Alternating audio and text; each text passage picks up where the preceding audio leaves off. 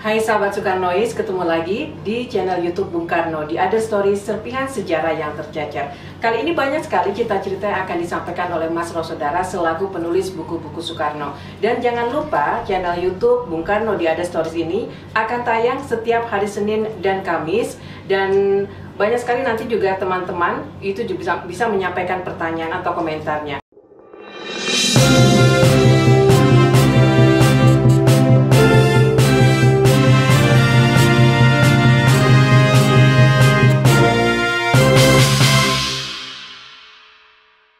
Mas Rosodara, kalau mungkin tahu mengenai cerita 1001 Malam ya. Yeah. Nah, kalau ingat cerita itu pasti ingat dengan tokoh Harun al-Rasyid, seorang khalifah yang memang dekat dengan rakyat. Kalau kita lihat-lihat mungkin ya nggak beda jauh dengan Bung Karno. Apa persamaan atau dari Harun al-Rasyid dengan Bung Karno?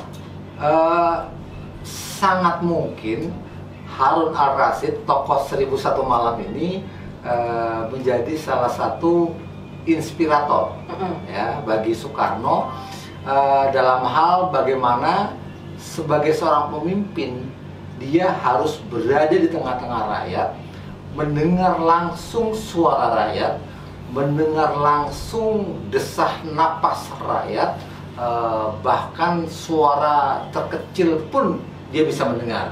Jadi karena itu dalam buku yang ditulis oleh Cindy Adam juga disebutkan bahwa Soekarno sangat gemar untuk turun ke tengah-tengah keramaian, ke tengah-tengah rakyat jelata, tentu saja dalam pakaian yang serba menyamar. Nggak mungkin dia pakai pakaian formal. Nah, itu sering dia lakukan. Jadi ada kalanya memang dengan pengawalan, walaupun dari jarak yang cukup jauh. Tetapi ada kalanya dia datang sendiri gitu loh, dia terjun sendiri.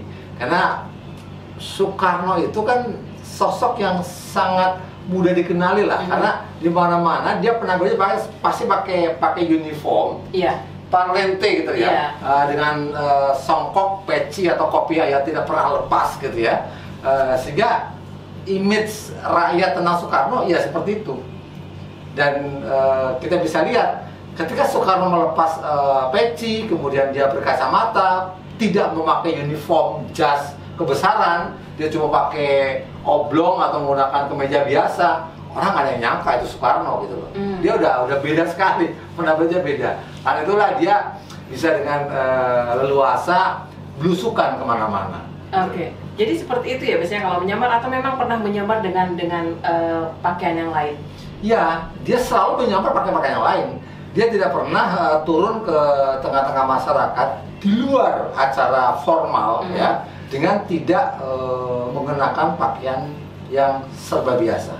Artinya ketika dia merasa pengap di istana, dia merasa bahasa dia tuh kayak saya terlalu sesak, napas saya sesak karena saya terlalu lama tinggal di istana. Saya harus segera keluar mencari angin segar. Nah, itu artinya ketika dia ingin mencari angin segar, yang dia maksud adalah turun ke tengah-tengah rakyat jelata dan membaur dengan mereka. Itu yang dilakukan oleh Soekarno. Ya, yang menariknya ini ya, Mas Roso, kan kita tahu suaranya Bung Karno kan khas banget ya, berat dan yang mungkin menggelegar. Nah, ketika menyamar, ada nggak rakyat tahu yang mungkin langsung tahu wah ini Bung Karno nih? Ya, Soekarno paham betul. Jadi ketika dia menyamar, dia menahan sebisa mungkin untuk tidak sama sekali bersuara, gitu loh. Dia hanya mendengar.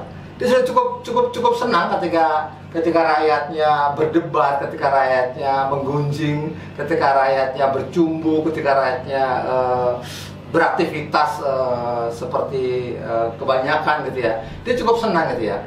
Nah, cuma memang ada satu peristiwa yang tadi Lina sampaikan. Ini kejadiannya di Pasar Senen. Jadi waktu itu kita tahu kan Pasar Senen itu kan hampir nempel dengan stasiun Senen, gitu ya.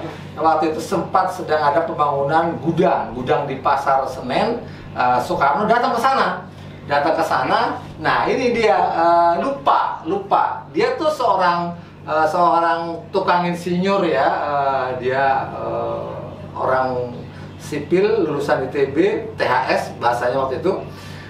demi mengetahui ada pekerja sedang membangun itu, dia langsung spontan menanyakan dari mana batu bata yang dipakai untuk mendirikan bangunan ini gitu. Nah, itu belum sempat si tukang bangunan menjawab, ibu-ibu sudah berteriak, "Bapak, itu suara Bapak! Bapak, hai orang-orang, ada Bapak, ada Bapak!" Gitu. Wah, semuanya langsung berebut ke arah Soekarno, yang memegang tangannya, yang mencium tangannya, yang mencoba. Akhirnya segeralah pengawal mencoba menyimbak kerumunan dan membawa Soekarno ke dalam mobil, langsung menghilang gitu. Itu pernah kejadian, Dina? Iya, itu sekali atau pernah sering?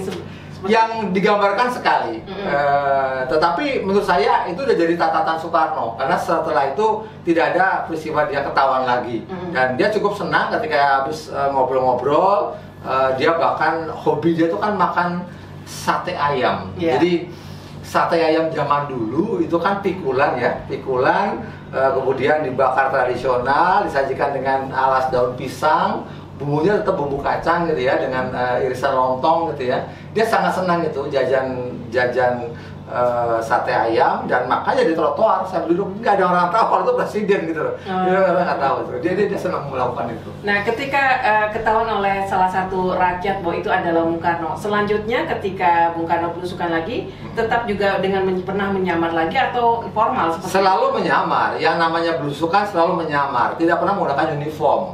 Tetapi memang dalam banyak kasus itu kan Soekarno boleh dikatakan seperti mengabaikan protokoler ya, artinya kalau dia ingin mendatangi kerumunan massa itu dia datang gitu loh. Dia nggak pernah berpikir tentang keselamatan dirinya. Buat dia itu rakyat itu ya nafas dia. Dia berada di tengah rakyat itu ya mendapatkan suntikan semangat, suntikan spirit untuk memimpin bangsanya, sehingga dia sangat tidak bisa diatur secara protokoler. Kalau memang dia, sering sekali kita jumpai Soekarno berada di tengah-tengah kerumunan walaupun dia dengan uniform gitu ya. Ya paling pengawalnya yang harus kelimpungan menjaga sedemikian rupa jangan sampai presidennya celaka, itu aja. Tapi ketika belusukan dan menyamar itu pengawalnya tahu atau tidak tahu? Mungkin kalau tahu suruh jaga jarak dari. Oh iya.